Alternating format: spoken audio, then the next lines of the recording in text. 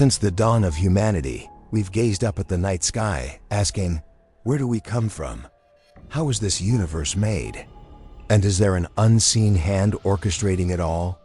These aren't just questions for scientists. They're the profound musings of every soul yearning for meaning. Stephen Hawking, one of the 20th century's greatest minds, once said, "I am a cosmologist, but I am also a dreamer." Despite his physical limitations, his mind was utterly free to explore the deepest mysteries of the cosmos, seeking to answer whether God created the universe. He relentlessly pursued a unified theory, a theory of everything, to explain our existence without the need for a divine creator. But before science flourished, where did humans find their answers? In myths, in powerful gods.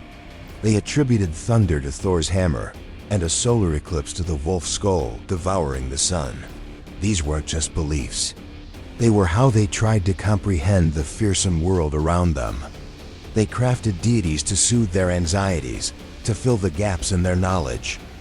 Yet, humanity's relentless curiosity gradually unveiled a different picture. Through meticulous observation, great minds began to question, challenging beliefs held for millennia. They bravely sought the hidden rules, the natural laws that govern all things. This journey wasn't merely a quest for knowledge. It was a revolution in thought, a battle between faith and reason. And the biggest question still remains, if God created us, then who created God? Please like and subscribe to my channel. Please comment what you want to suggest to me. That will be the motivation for me to make videos every day. Thank you very much. Now let's get back to the topic. If God created us, who created God? Let's journey back to the Vikings. They were fierce warriors, yet terrified by natural phenomena. Thunder, storms, and especially solar eclipses, the sudden disappearance of the sun, were all attributed to gods. Skoll, the giant wolf, Loki's offspring, was believed to swallow the sun, plunging the world into chaotic darkness. To scare Skoll away and bring the sun back, the Vikings did the only thing they could think of. They made loud noises. They believed this for thousands of years. But today, we know those shouts had nothing to do with the sun's reappearance. The universe isn't as supernatural or mysterious as we once thought. It operates according to specific laws.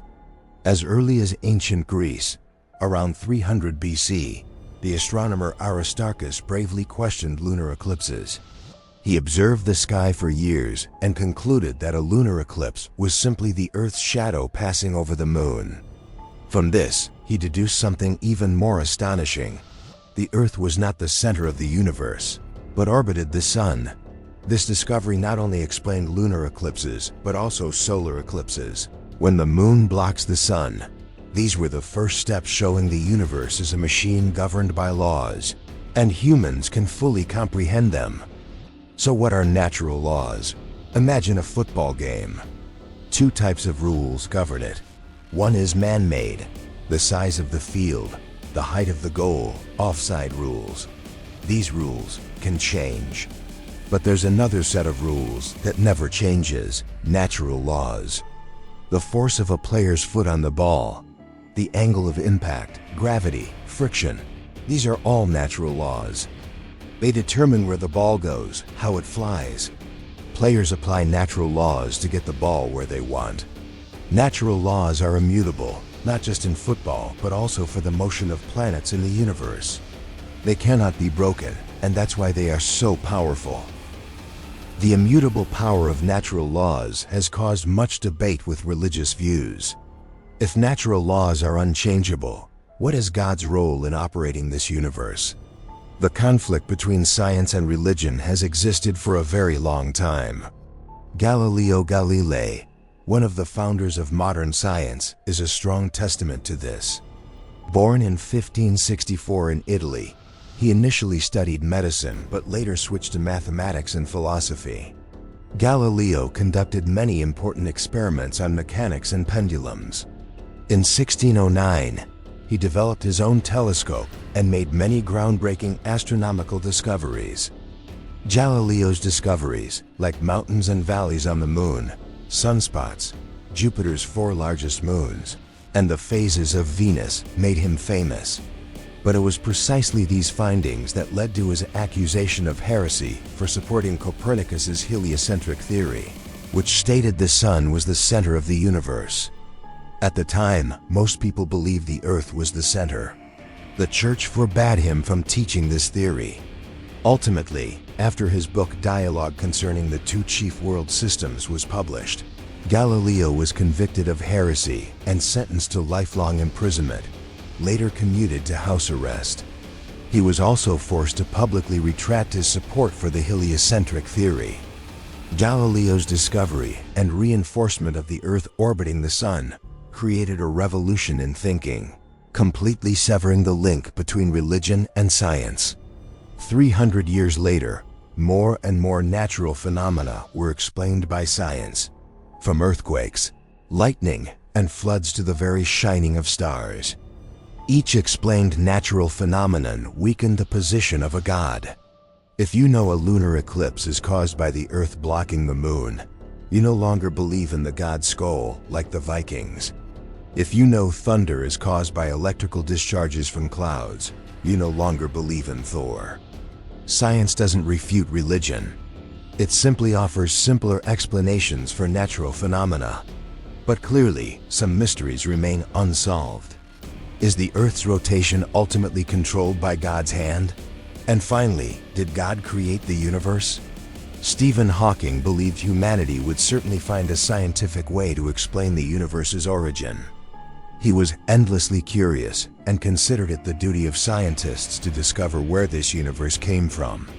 For Hawking, despite its complexity and vastness, the universe is composed of 3 main components: matter, energy, and space.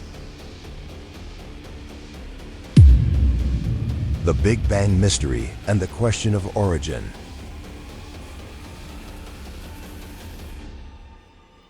The answer to where matter, energy, and space came from wasn't revealed until the 20th century, thanks to the vision of one of humanity's most brilliant scientists, Albert Einstein. Einstein realized something quite fascinating. The 2 main components of the universe, energy and matter, are fundamentally the same. They're like 2 sides of a coin. The famous equation E equals mc shows that matter can be a form of energy and vice versa. So instead of 3 components, we can now say the universe consists of 2 main components, energy and space. So where did energy and space come from? The answer was revealed after decades of research.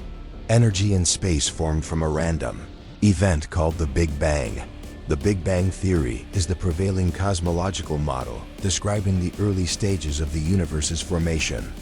According to this theory, the Big Bang occurred approximately 13.8 billion years ago. After its initial phase, the universe was in an extremely hot and dense state, then began to expand rapidly. As it expanded sufficiently, the universe gradually cooled to form subatomic particles, including protons, neutrons, and electrons. To make it easier to visualize, let's arrange it chronologically. The early universe was just a thick soup of quarks and electrons moving at near light speed. A millionth of a second after the Big Bang, the temperature dropped to 10 trillion Kelvin, and the first energy particles, protons and neutrons, appeared. 1 second later, protons and neutrons began to combine to form deuterium nuclei.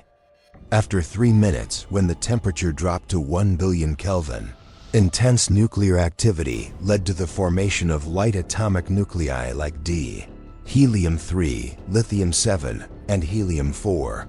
300,000 years later, the universe cooled below 3000 Kelvin and became transparent. Electrons could then bind to nuclei, forming atoms, the building blocks of the universe. Billions of years later, massive clouds of gas began to disperse, each cloud becoming a galaxy.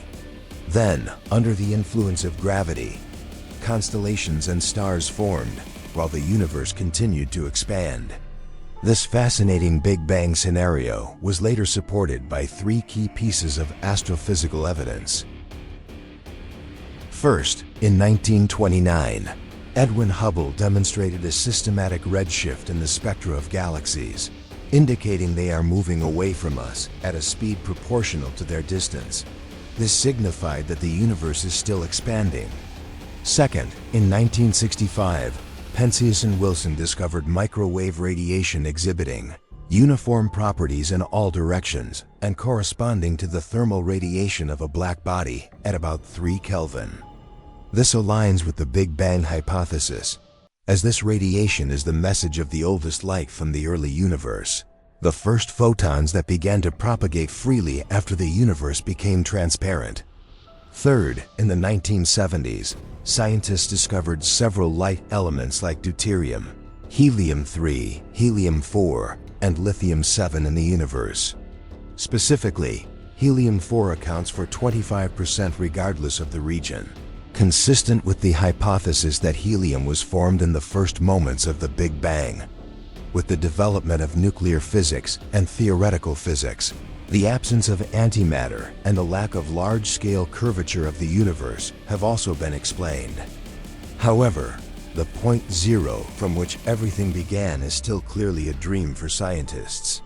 It's incredibly difficult to hypothesize about it. Many even consider it beyond the scope of human knowledge. That was the moment when the primordial furnace had a temperature of 1032 Kelvin. How did matter behave before the Big Bang erupted? What controlled the void over that timescale?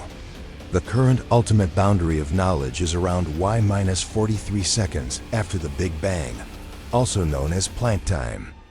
We can only study up to that point when a brilliant scientist can propose a theory of quantum gravity. This mysterious point zero is now called the initial singularity by scientists, perhaps to mask their confusion. Must we, for now, rely on religious faith? Within 10 to 43 seconds after the explosion, must we ask God for more details? And so, we return to God. But if God created the origin of the universe, orchestrating the chaos before the Big Bang, then who created God? Arguments on God and causality. Who created God? This isn't just a question posed by non-believers. Even long-time adherents sometimes wonder in their hearts. God, or the Almighty, or the Supreme Being, is how most people commonly refer to the most powerful supernatural entity. When Protestants say that God created the universe and humanity, a perfectly logical question arises for them. Who created God? Where did he come from? And in most cases, the questioner doesn't receive a definitive answer. The problem with this question lies in the very origin of the universe, and more broadly, the cause of every event we can name. To answer this, we must first recognize that cause and effect is a law of the material world. All material things require a cause. This holds true, at least for the world as we currently perceive it. When we accept this law, we implicitly accept that the universe, or this material world, had a cause. And that cause cannot be material, because if the cause of matter were matter, the question would simply loop back. So at the very beginning of the material world, the cause must be something non-material. As mentioned, the law of cause and effect applies only within the realm of the material world. God is spiritual, and the spiritual is not subject to this law, nor is it bound by it. If God is the one who created the material world, then God also created this law. Though difficult to explain, we can easily recognize that certain objects possess characteristics that others do not. For instance, the color blue has color. If we ask where blue comes from, the answer might be the light spectrum. But if we ask where the smell of a color comes from, no one could answer, because colors have no smell. Thus, God has no cause. Matter must always have a cause, and humans can trace the origin of matter, but we cannot know the origin of the divine, because we cannot impose the cause of matter onto the divine. The divine is not of a kind that requires a cause. God is spiritual. He has no cause in the way the material world has a cause. Secondly, we often seek the cause of something by tracing back in time, because matter operates within the flow of time. But God has no concept of time as humans do. It's very difficult to articulate this, because time is the frame of reference for matter, and we have never been in a state without time to understand what that would be like. We don't know when time began. If someone proposed a starting point, the immediate question would surely be, what was before that point? For God, time is only the present. He has no beginning, no end. Therefore, there is no initial landmark at which God was created. Concluding that this universe exists randomly, even the Big Bang at point zero of the Big Bang theory being a random event, is completely contrary to the law of causality of matter as we've analyzed extensively. The material world, by its very nature, requires a cause, and that cause is not material. Thus, it aligns perfectly with the belief of religious people that God has no cause, is not the result of any cause. He is the cause of this material world.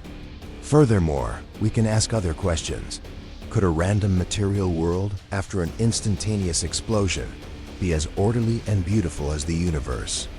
Can a wise creature like humans, capable of creating other artificial intelligences, appear by chance, and does that fit with the random characteristics that the material world dictates? The universe is highly ordered, and order must be created by a wise and arranging cause.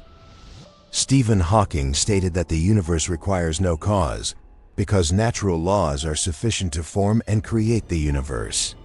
This was indeed a heartwarming statement for atheists, and his beliefs, as mentioned earlier, align with naturalism. However, reality shows that the order and perfection of the universe are due to natural laws, but these laws could not have formed and combined so perfectly by themselves. Isaac Newton, the English physicist who discovered the law of universal gravitation, thereby forming a reference for the universe's motion, held a different belief than Hawking. A very famous story about Isaac Newton's view on God the Creator is recounted as follows. The story goes that Isaac Newton and Edmund Halley were close friends. Halley, the astronomer who discovered Halley's Comet, was an atheist. He and Isaac often debated this. One time Newton built a model of the solar system. In the center was a gilded sun, surrounded by the orderly arrangement of the planets in the solar system. When he turned a crank, the planets immediately moved harmoniously in their orbits, coordinating with light projected from various angles, truly wondrous. One day, Halley visited, played with the model for a long time, deeply impressed, and quickly asked, "Who created this?" Newton replied, "No one designed or built this model. It's simply a random collection of wooden pieces that formed it." Halley exclaimed, "No matter what, someone must have created it, and that person must be a genius beyond doubt." At this, Newton patted Halley's shoulder and said, "This model is indeed intricate, but compared to the real solar system, it's truly nothing. If you believe someone created this, then shouldn't the solar system, 100,000 times more intricate than this model, have been created by an omnipotent God using his supreme wisdom?" Today, people forget that Isaac Newton, the father of universal gravitation, was also a theologian who placed his complete faith in a wise God who created the universe and its governing laws. This story is not just an anecdote. It's a profound reminder of the intersection between science and faith. It shows that even the greatest minds can find harmony between reason and spirituality.